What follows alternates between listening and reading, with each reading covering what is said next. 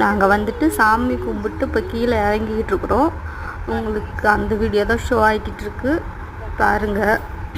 இது வந்துட்டு வெயில் காலங்கிறதுனால தான் இவ்வளோ இலையுதிர் காலம், இலையெல்லாம் இல்லாமல் ஒரு மாதிரி தளன்னு இல்லாமல் காஞ்சி கிடக்கு.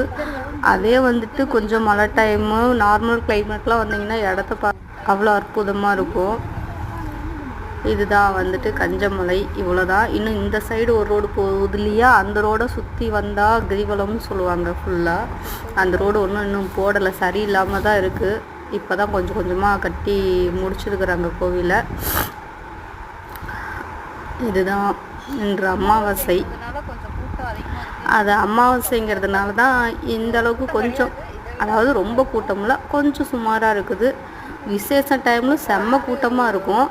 அதே போல் நார்மல் டைமில் ஒரு காக்கா குருவி இருக்காது. அங்கே இருக்கிற ஐயர்களை தவிர்த்து யாருமே இருக்க மாட்டாங்க. கொஞ்சம் பயமாக தான் இருக்கும். மற்றபடி ஓகே தான். அப்புறம் நாங்கள் சாமி கும்பிட்டு கீழே இறங்குறோம் பாருங்கள். 2 பக்கமுமே நிறைய கடை வீதி போட்டிருப்பாங்க. நிறைய கடை வீதி இருந்தால் கூட அதில் இந்த சாப்பிட்ற ஐட்டம்ஸ் தான் ரொம்ப இருக்கும். எனக்கு ரொம்ப பிடிக்கும் இந்த முத்துச்சோளக்கருது, இந்த கொய்யாப்பழம், இந்த பனங்கிழங்கு. இதுதான் இந்த வாரத்தில் போட்டிருப்பாங்க. பட்டு ஆசைப்படுவனை தவிர்த்து வந்து வாங்குற அளவுக்கு டைம் இருக்காது. அப்படி எங்கனாச்சும் போனால் இப்படி போனோம்னா சரி ஓகே, எல்லாத்துக்கும் போயிட்டு வரோம். பாய். கஞ்சமலை சித்தருக்கும் ஒரு பாய் சொல்லிட்டு கிளம்பியாச்சு. இப்போ திருப்புறம்பிள்ளையா வண்டி.